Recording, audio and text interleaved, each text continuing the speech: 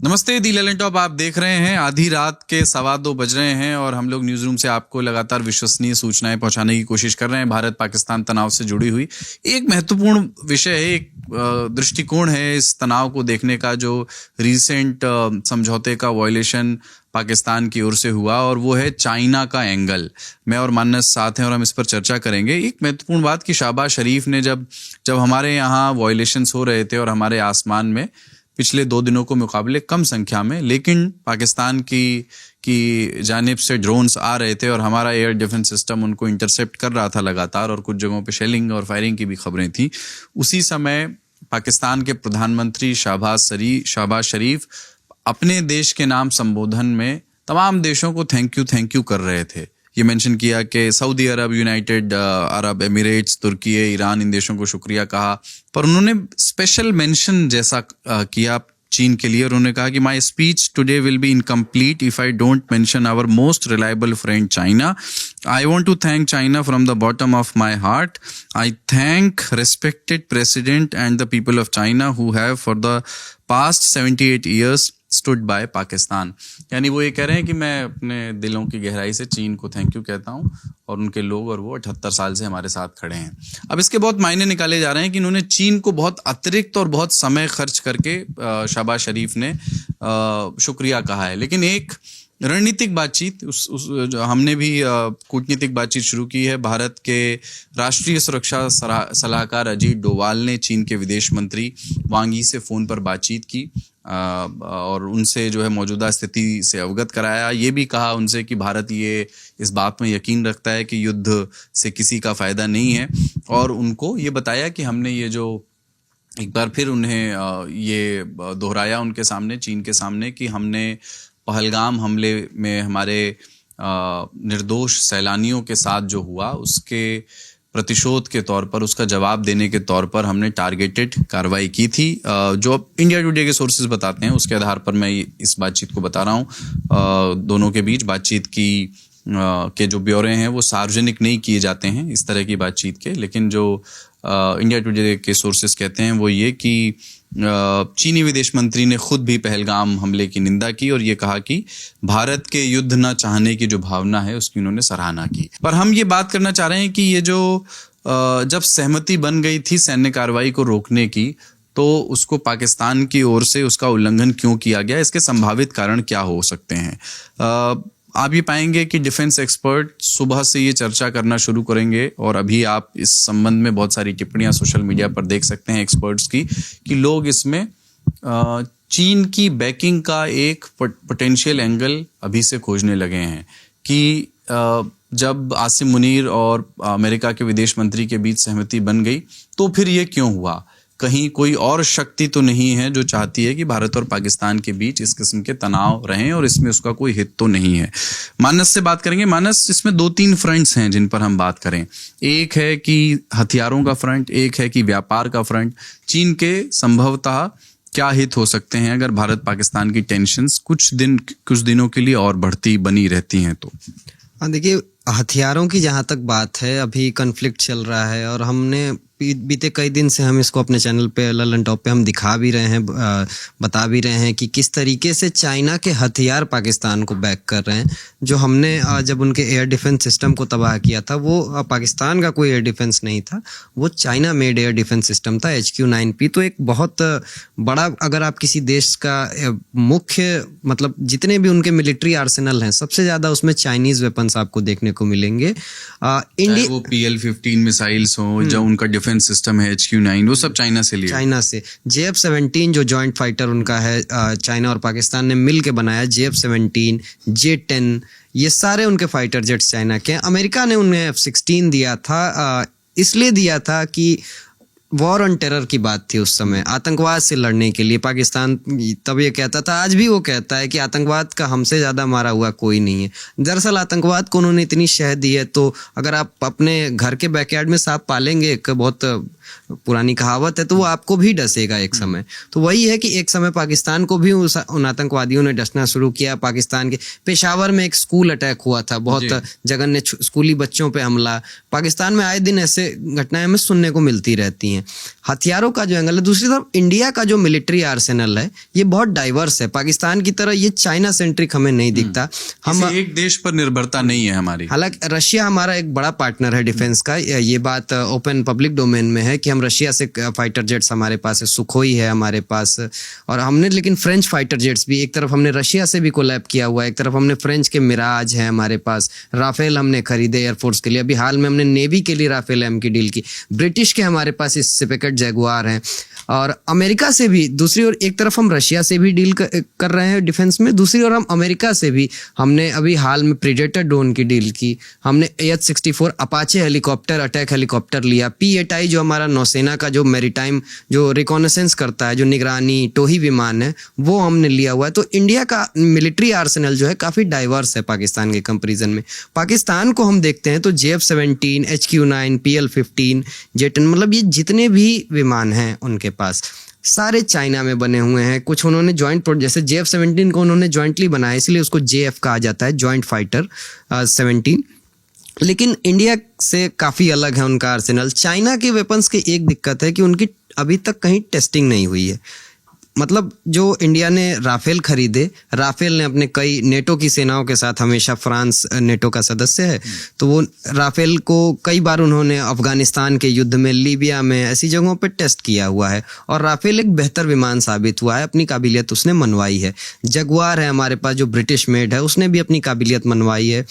लेकिन चाइना के जो बने विमान है, चाइना ने कभी भी कोई ऐसी जंग नहीं लड़ी है, बड़ी जंग ऐसा हम कह सकते हैं कि नहीं लड़ी उसने। तो उसके हथियार कहीं वेपन टेस्टेड नहीं है, उसकी मिसाइलें कहीं टेस्टेड नहीं। हालांकि वो दावे बहुत बड़े बड़े करता है। अभी हमने ललन टॉप पे एक रिपोर्ट की थी इसकी कि उसने J-35 एक स्टेल्थ फाइटर जेट बनाने का, हालांकि उसके पास J-20 है 5th जनरेशन का, लेकिन उसने J-35 का दावा किया कि ये स्टेल्थ फाइटर जेट हमने एक और बना लिया। और पाकिस्तान को 40 J-35 देने की रिपोर्ट्स भी सामने आई थी। पाकिस्तानी मीडिया रिपोर्ट्स को हमने उस समय जब देखा था तो 40 एक नंबर आ रहा था सामने। उसके पीछे ये जो पाकिस्तान की चीन के आर्सेनल, चीन से मिलने वाले सैन्य हथियारों पर निर्भरता है, मौजूदा ऑनगोइंग टेंशन्स के बने रहने में चीन के फायदे क्या हैं? अगर आगे भी ये जारी रहता है तो चीन के लिए निश्चित तौर पे एक टेस्टिंग ग्राउंड है ये। चीन अपने वेपन्स को यहाँ टेस्ट करेगा, उनमें क्या खामियां होंगी, क्या खूबियां होंगी, इंडियन मिसाइल सिस्टम या Indian air defence system, Indian jets उसको किस तरह से रोकते हैं, इंटरसेप्ट करते हैं, वो उन चीज़ों की स्टडी करेगा। आगे हो सकता है उसमें और बेहतरी करने की कोशिश करे, क्योंकि हर देश चाहता है जो भी वो हथियार बना रहा है, जो भी हथियारों का सर एक बहुत बड़ा मार्केट है पूरी दुनिया में। अगर चीन के हथियार यहाँ टेस्ट होते हैं, उनमें कुछ बेहतरी सामने आती है, तो हो सकता है और देश भी उसमें जो चीन के करीब हैं वो रुचि दिखाएं। और हथियार बनाने वाली कंपनियां एक कोई वो छोटी कंपनियां नहीं होती उनके, क्योंकि आप हथियार खरीदेंगे तो बिलियंस ऑफ डॉलर्स की डील होती है, वो आप $1000-2000 की वो डील नहीं होती है। तो बड़े कॉन्ट्रैक्ट्स चाइना हर जगह इन्वेस्टमेंट करता है। श्रीलंका में उसने इन्वेस्टमेंट किए हुए, वो इन्वेस्टमेंट के जरिए, वो एक बिजनेस के जरिए भी देशों को अपने गिरफ्त में लेने की कोशिश करता है, अपने करीब लाने की कोशिश करता है। और भारत एक उभरती हुई शक्ति है। अगले कुछ दशकों में भारत एक बड़ी शक्ति बन के उभरने के, मतलब एक पोटेंशियल ताकत है एशिया में। इस लिहाज से चाइना अगर अपने वेपन्स को और वो करता है और अच्छा करता है, भारत भी अपने हथियार एक्सपोर्ट कर रहा है पहली बार। अभी हमने सुना था रक्षा मंत्री का बयान जब डिफेंस बजट आया था कि हमने इस बार डिफेंस एक्सपोर्ट में मतलब एक नया रिकॉर्ड हासिल किया है। तो भारत अगर डिफेंस एक्सपोर्ट कर रहा है तो ये सब भी चाइना की कंपनियों के लिए जो डिफेंस है, चेंगडू है, प्रतिस्पर्धा पैदा करता है, चेन्यांग है, तो एक पोटेंशियल उनको प्रतिस्पर्धा, एक उनको कॉम्पिटिटर उभरता हुआ दिख रहा है भारत में, कि भारत की HAL के हथियार वेपन हो रहे हैं। भारत ने पिनाका रॉकेट सिस्टम, ब्रह्मोस को फिलीपींस से बात चल रही है देने की। तो अगर इस तरीके से उनको दिख रहा है कि एक पोटेंशियल ताकत जो अगले 10 साल में हो सकती है, उनकी कंपनियों को टक्कर दे सकती है। तेजस हो सकता है कि एक जो हल्का फाइटर जेट है, लाइट कॉम्बैट एयरक्राफ्ट है, वो अगर बना रहा है इंडिया, एमका बना रहा है इंडिया स्टेल्थ फाइटर जेट, तो उनके हथियारों को, उनकी शेन्यांग और चेंगडू को अगर हम टक्कर देने की ताकत रखते हैं तो ये चाइना के लिए चिंता का विषय होना चाहिए, है भी, और वो इस पे गौर भी कर रहा है। यही वजह है कि वो चाइना अपने वेपन्स को पाकिस्तान को इतनी बड़ी संख्या में भारत पाकिस्तान तनाव के बीच टेस्ट कर रहा है, दे रहा है, और पाकिस्तान उन्हें इस्तेमाल भी कर रहा है। जी, तो उसको संक्षेप में आप ऐसे समझिए कि अगर सामरिक नजरिए से देखें, हथियारों के नजरिए से देखें, हथियारों के बाजार के नजरिए से, तो चीन इसी बहाने, चूंकि चीन और भारत का भी सीमा विवाद है, चीन इस बहाने भारत की कैपेबिलिटीज को भी परख रहा है। अंतर्राष्ट्रीय नजरिए से आप देखें तो उसके लिए टेस्टिंग ग्राउंड है, न सिर्फ अपने हथियारों का बल्कि इस तरह का भी कि भविष्य में चीन और भारत के बीच अगर कोई कॉन्फ्लिक्ट की स्थिति आती है तो भारत क्या क्या करने में सक्षम है, उसके पास जो हथियार हैं, जिनमें से बहुत सारे ऐसे भी हैं जो अभी वॉर टेस्टेड नहीं हुए हैं, तो वो उनकी क्षमताएं क्या क्या हैं। दूसरी बात है जो मौजूदा तनाव अगर बना रहता है उसमें चीन का इंटरेस्ट क्या है। मैं एक आर्टिकल संदीपन शर्मा ने लिखा इंडिया टुडे पर, उसका प्रिंट आउट इस समय मेरे सामने है। उसका शीर्षक है मानस की who wants to keep India busy in war apart from a mad Pakistan general. वो आसिम मुनीर का रेफरेंस है कि आसिम मुनीर के अलावा और कौन है जो चाहता है कि भारत पाकिस्तान के साथ लगातार वॉर में बने रहे। तो इन्होंने एक किताब है, उस किताब का जिक्र किया है कि Pakistan the garrison state origins evolution and consequences. Doctor Ishtiaq Ahmed की ये किताब है, professor emeritus of political science at Stockholm university. और वो ये आर्ग्यू करते हैं इस आर्टिकल के मुताबिक कि Pakistan was born to serve with the purpose of its master. अपने मास्टर्स की सेवा, उनकी जो इच्छा है वो पूरी करने के लिए ही पाकिस्तान का जन्म हुआ था। और वो उसके असल मास्टर्स कौन है, इस पे बड़ी डिबेट होती है कि बाद के दिनों में पाकिस्तान जैसे चीन के बहुत करीब गया है, लेकिन जब उसको वेस्ट से, IMF से फंड लेना होता है तो वो अमेरिका की कही हुई बात भी मानता है। तो ये अहमद ये क्लेम करते हैं, जिनकी ये किताब है Ishtiyaq Ahmad, claims that British agreed to Jinnah's demand for a separate country because the Muslim League promised to give them Karachi port and also an airfield in the north। और अगर ये वॉर जारी रहता है तो ये आर्टिकल में लिखा गया है कि बहुत सारे स्ट्रेटेजिक बेनिफिट्स चाइना को तो होते हैं। जब भी ये मैं आपको बता दूं कि ये सारी अपुष्ट चीज़ें हैं, लेकिन डिप्लोमेटिक वॉरफेयर भी अपना चलता है जब एक असल युद्ध चलता है तो, और उस समय तमाम तरह के आकलन होते हैं। डिप्लोमेटिक नज़रिए से ये सोचा जाता है कि इस घटना के पीछे कौन हो सकता है। और जब कहीं कोई हत्या होती है जासूसी कथाओं में, तो जासूस आकर के ये सोचता है कि इसकी मृत्यु से जो व्यक्ति गया है सबसे ज़्यादा फायदा किसको है।